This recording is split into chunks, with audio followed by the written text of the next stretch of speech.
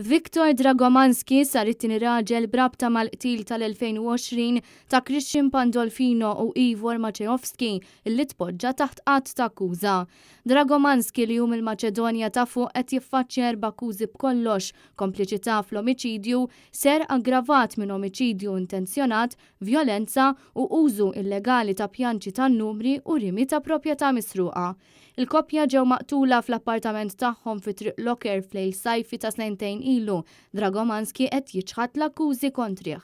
L-Ispettur James Grech u l-Ispettur Colin Sheldon kienu resqu lil Dragomanski l-qorti quddiem il-Maġistrat Viktor Asha f'Awwissu 2020.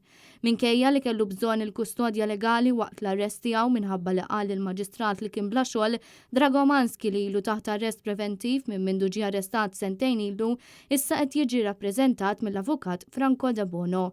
Huwa tieni persuna li ġie akkużat fil-qtil dan wara li Daniel Muka ċittadin Albaniż ġie akkużat fil-21 ta' April li għadda.